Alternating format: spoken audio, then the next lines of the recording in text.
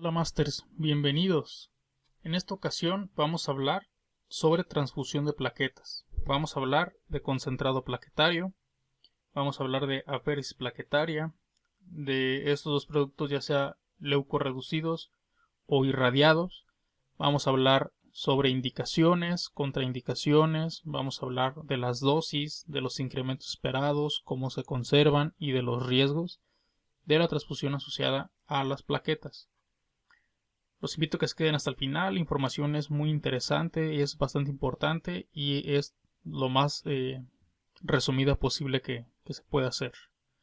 Mi nombre es Salvador Contreras Cornejo. Bienvenido a su canal Universo Médico SCC. Los invito por favor a que se suscriban y activen las notificaciones ahí en la campanita para que se les avise de todos los videos que voy a estar subiendo y de la información que voy a estar compartiendo. Les pido también que me sigan en mis redes sociales, en Twitter y Facebook. Ahí en Facebook les dejo los links del grupo y de la página.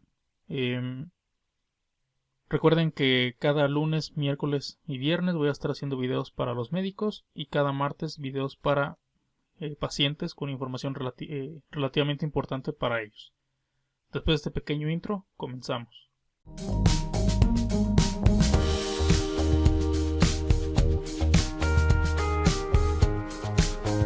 Bueno, Masters, empecemos con concentrado de plaquetas. Para empezar la recolección, pues hay dos formas de hacerla.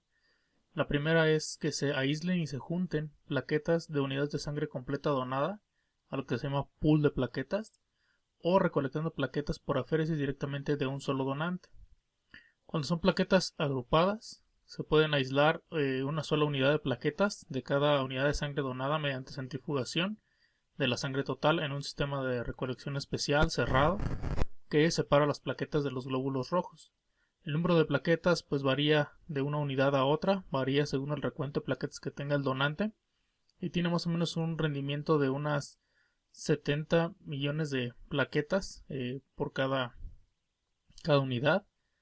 Dado que este número pues es inadecuado para el recuento de plaquetas para un receptor, se agrupan entre 4 a 6 unidades obtenidas para alcanzar más o menos de 300 a 400 mil millones de plaquetas por cada transfusión, y pues esas unidades se van a denominar plaquetas derivadas de sangre entera, concentrados de plaquetas, plaquetas agrupadas de donantes aleatorios o el pool plaquetario. Las ventajas de estas es que son de menor costo, de fácil recolección y procesamiento. La principal desventaja pues es la exposición del receptor a múltiples donantes en una sola transfusión y problemas logísticos relacionados con las pruebas bacterianas. La otra es las plaquetas de aféresis, que es de donante único. También se pueden recolectar de donantes voluntarios. Un procedimiento de aféresis dura de 1 a 2 horas. Las plaquetas se obtienen junto con glóbulos blancos y plasma, y la mayoría de los glóbulos rojos y plasmas que se están obteniendo de acá se van a regresar al donante. Una unidad típica de plaquetas de aféresis va a proporcionar lo que equivale a ese pool plaquetario. Quiere decir que es de 300 a 600 mil millones de plaquetas por cada unidad. Aquí las ventajas son de que vienen de un solo donante, hay menos exposición por parte del receptor a múltiples donantes y pues la capacidad de igualar las características del donante y del receptor, como por ejemplo para el tipo de HLA, el estado de portador o no de citomegalovirus y el tipo de sangre para ciertos receptores. En cuanto al almacenamiento, pues se hace a temperatura ambiente, ya que el frío va a inducir el agrupamiento de los receptores para el factor de von Willebrand de la superficie de la plaqueta y también va a condicionar cambios morfológicos. Pues esto va a conducir a una mayor actividad del sistema retículo endotelial y menor tiempo de vida de las plaquetas cuando pasa por este proceso. Las bolsas en las que se van a almacenar van a permitir un intercambio de oxígeno y dióxido de carbono con el exterior, van a llevar citrato para evitar la coagulación y mantener un pH adecuado, y dextrosa como fuente de energía. La vida útil de las plaquetas almacenadas es de 5 días, ya que tienen mayor riesgo de contaminación bacteriana por el hecho de almacenarse a temperatura ambiente. Algunas que se preparan en algunas bolsas o envases especiales podrían llegar a durar hasta 7 días, pero deben estar aprobados por la FDA. Hay estrategias para reducir los riesgos de contaminación bacteriana, entre los que se hacen son la detección de patógenos transmisibles en la sangre, técnicas adecuadas de obtención de la muestra, tomarlas de manera estéril, que se desechen los primeros 15 a 30 mililitros de sangre que se obtienen en la extracción, ya que son son los más propensos a contener patógenos de la piel. Y también pues que se hagan pruebas sistemáticas para detectar la contaminación, como son cultivos o pruebas rápidas para ciertas bacterias, o bien someterlas a procedimientos de reducción e inactivación de patógenos. Hay un método novedoso también que se hace sobre todo en entornos militares, continentes como Europa, Asia y Australia, que son plaquetas criopreservadas. Estas podrían durar años. Las indicaciones pues pueden ser terapéuticas o profilácticas. Las terapéuticas, por ejemplo, son un paciente que tiene sangrado activo que se conoce con trombocitopenia, y pues la meta es alcanzar un nivel de 50.000 plaquetas si el sangrado es en algún sitio del cuerpo, y solamente debe de ser la meta de 100.000 cuando el sangrado es a nivel del sistema nervioso central. También se pueden usar de manera terapéutica, pero para un paciente que va a recibir algún procedimiento invasivo y tenga trombocitopenia, ya que pues a veces no hay tiempo de prepararlo con alguna otra estrategia de tratamiento, como por ejemplo inmunoglobulina intravenosa o esteroides. Y el umbral, por ejemplo, se le va a realizar neurocirugía o cirugía ocular, deben de tener 100.000 plaquetas. Para cirugía mayor de algún otro tipo, 50.000.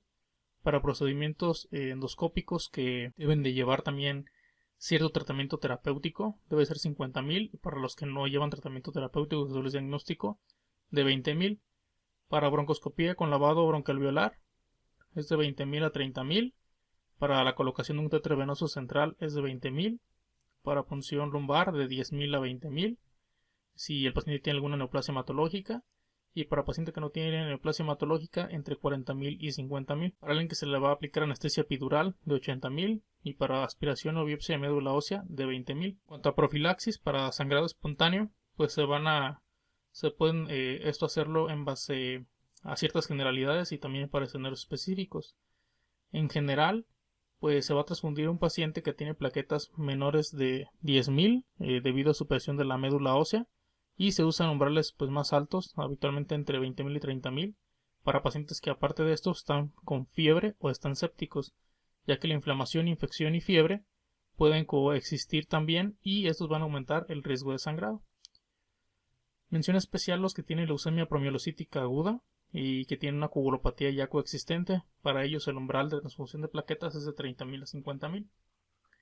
En cuanto a escenarios específicos, por ejemplo, un paciente con leucemia que está recibiendo quimioterapia o que es receptor de un trasplante de células hematopoyéticas, en para transfundir profiláctico se usan umbrales de 10.000.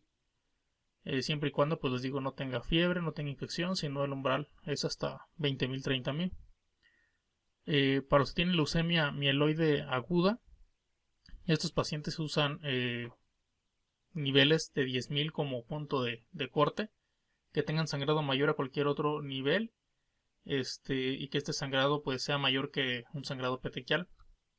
Los que tienen leucemia linfoblástica aguda o LLA adultos se van a transfundir con recuento de plaquetas menores de 10.000. En los niños pues es diferente, y eso pues lo tienen que ver los pediatras. Los pacientes que están recibiendo quimioterapia por algún tumor sólido, que pueden presentar pues supresión también de la médula ósea, en ellos también la profilaxis es por debajo de 10.000. Y para un paciente que tiene un tumor de crecimiento rápido y por lo tanto necrosis del mismo, el umbral podría ser apropiado desde 20.000. Pacientes con trasplante de células hematopoyéticas, que pues a ellos para acondicionarlos reciben quimioterapia y radioterapia de la médula ósea o incluso corporal. En ellos el umbral es de 10.000, o si tienen sangrado mayor al petequial en cualquier sitio.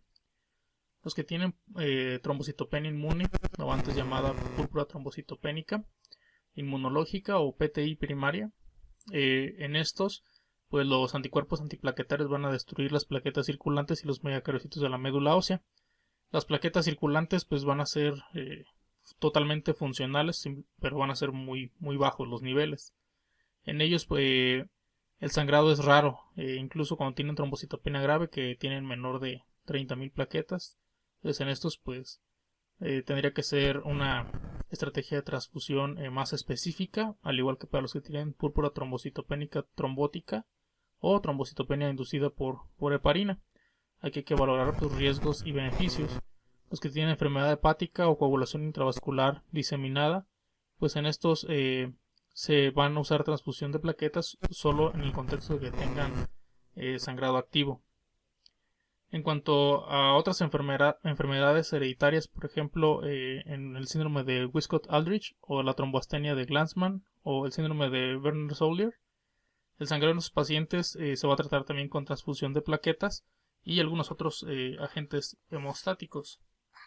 En cuanto a condiciones adquiridas que nos van a llevar también a disfunción plaquetaria, como es la uremia, la diabetes mellitus descontrolada, algún trastorno mieloproliferativo o alguna otra afección médica que afecte la función de esas plaquetas, pues el riesgo de sangrado se podría reducir tratando la afección subyacente. Por lo tanto, el transfundir plaquetas generalmente se va a reservar cuando tienen hemorragias graves.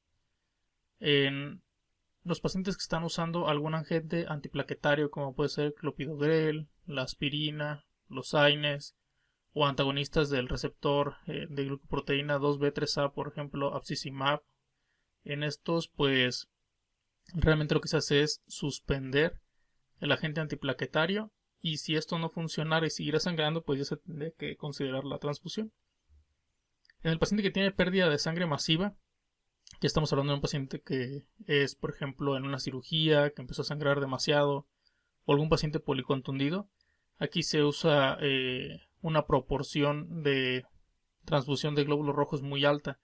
Entonces esto solamente va a corregir esa parte del trastorno, pero no el agotamiento de plaquetas, el agotamiento de algunos otros anticoagulantes. Entonces en estos pues se debería dar una transfusión en proporciones 1:1:1, quiere decir un paquete globular, un plasmafeso congelado y un concentrado, un pool plaquetario o una aféresis plaquetaria. Hay diferentes estrategias en cuanto a disminuir la cantidad de glóbulos blancos o la función de los mismos. En estos, pero como les decía, sí contienen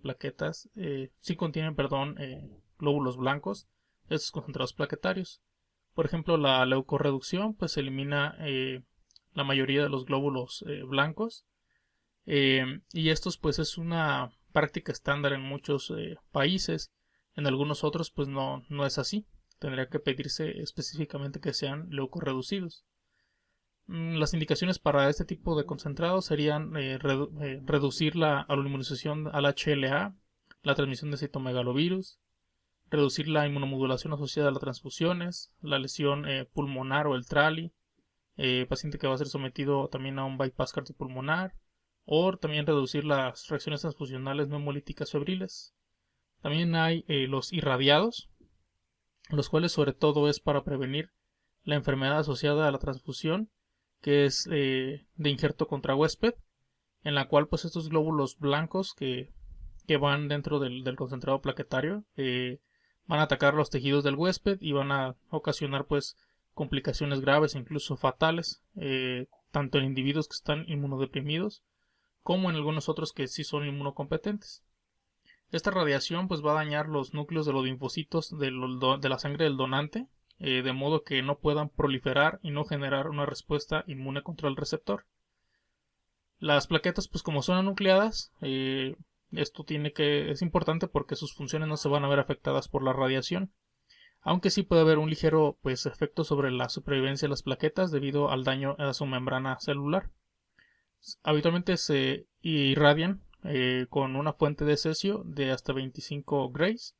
Las indicaciones para concentrados plaquetarios irradiados sería paciente con inmunosupresión, o que tiene una inmunosupresión inminente por algún trasplante de células hematopoyéticas, por trasplante de órganos sólidos o porque tienen quimioterapia citotóxica. Los que tienen inmunodeficiencia congénita, como por ejemplo síndrome de Wiskott-Aldrich, síndrome de DiGeorge, enfermedad de Leiner o deficiencia de nucleotidasa 5, los que están con terapia con fludarabina, los que tienen linfoma de Hodgkin y algunas otras neoplasias hematológicas, los recién nacidos prematuros con bajo peso al nacer, la transfusión intrauterina. La dosis pues en adultos habitualmente es de un concentrado un concentrado plaquetario por cada 10 kilogramos de peso, lo que pues equivale al pool plaquetario o una féresis plaquetaria, y en niños va de 5 a 10 mililitros por cada kilo de peso. Los concentrados plaquetarios podrían incluso llevar en algunas instituciones o en algunos países soluciones aditivas especiales para las plaquetas. Y pues estas pues, su uso no es generalizado. Lo que tiende a hacer pues es reducir las reacciones alérgicas a la transfusión que se puedan suscitar. En cuanto a velocidad de infusión, pues deben de infundirse ese pool plaquetario, esa féresis plaquetaria, en unos 20 a 30 minutos. Pacientes que tengan riesgo de desarrollar sobrecarga circulatoria por transfusión o el TACO, estos podrán recibir una transfusión a un ritmo más lento, pero siempre y cuando no pase más allá de 4 horas. En cuanto a complicaciones, pues hay varias. Infección. ¿Por qué? Pues ya les comentaba que tienen mucho riesgo de sufrir contaminación bacteriana por que se almacenan a temperatura ambiente. Esta incidencia de contaminación bacteriana, pues les digo, es mucho mayor en plaquetas que en otro hemoderivado que sí se refrigera. En este, por ejemplo, es de 1 por cada 2000 paquetes y en el glóbulo rojo de 1 por cada 30.000. El trali, pues realmente se sabe que sí da cuando se transfunden plaquetas, pero no se tiene un punto exacto de incidencia, el número no se conoce. La sobrecarga circulatoria asociada a transfusión o el TACO que ya habíamos comentado. Habitualmente la transfusión de plaquetas pues se introducen habitualmente unos 200 mililitros de volumen intravascular por cada transfusión que se hace. La incidencia pues va en un rango desde 1 a 3 por cada 100.000 transfusiones y pues es más alta en pacientes que están predispuestos a sobrecarga de volumen. Por ejemplo, aquellos que están anúricos, oligúricos, que tienen insuficiencia cardíaca crónica congestiva. Puede haber aloinmunización, ya que pues, las plaquetas expresan antígenos del HLA de clase 1 y pues que el sistema inmunitario del receptor los va a reconocer como extraños. Estos anticuerpos que se van a producir contra el HLA pues pueden afectar negativamente la respuesta a futuras transfusiones de plaquetas. Esta incidencia de la inmunización va a depender del número de transfusiones que haya recibido el paciente. También puede presentar reacciones alérgicas y anafilácticas. Estas reacciones alérgicas a la transfusión son comunes, generalmente se deben a la inmunoglobulina E, que va a estar dirigida contra el plasma del donante, que va a contener ahí pues, proteínas. Los síntomas comunes incluyen pues la urticaria, el prurito en casos leves y en casos graves pues ya sibilancias, disnea, dificultad respiratoria o hipotensión incluso, ya en casos todavía mucho más severos. Las reacciones de transfusión febril no hemolítica pues están mediadas por diversos mediadores inflamatorios y leucocitos que pueden manifestarse como fiebre y escalofrío. La enfermedad de injerto contra huésped asociada a la transfusión puede ocurrir con cualquier tipo de transfusión que contenga linfocitos, dada pues su mecanismo, ¿no? de acción de los linfocitos. La incidencia pues está disminuyendo conforme se usen más productos irradiados y pues lo que hay que identificar aquí son pacientes que están en riesgo de padecer este tipo de reacción a la transfusión. Para ellos ofrecerles concentrados o pools irradiados como son los receptores de trasplante de células hematopoyéticas que tengan algún tipo de inmunodeficiencia o algún tipo de inmunosupresión. Otros que pueden tener este tipo de enfermedad de injerto contra huésped serían aquellos en el cual el donante y receptor están estrechamente emparentados en cuanto al HLA, y esto puede ocurrir en pacientes que los donadores son parientes suyos o en poblaciones que genéticamente son muy homogéneas, o sea, muy pequeñas, donde pues la población se compone de pocas familias, ¿no? También puede ocurrir púrpura posterior a la transfusión. Esta púrpura es una reacción que realmente es rara y puede ocurrir en cualquier tipo de hemoderivado que contenga plaquetas. Se va a desarrollar una trombocitopenia en el curso de 5 a 10 días posteriores a la transfusión y pues estas plaquetas son eliminadas por mecanismos mediados por anticuerpos. El incremento de plaquetas que se va a esperar después de una transfusión de una féresis o de un pool plaquetario es que a los 10 minutos tengan más o menos un aumento de sus plaquetas en 30.000 por microlitro, y se espera que este nivel se mantenga aproximadamente por 72 horas y después de ahí empiece a disminuir gradualmente.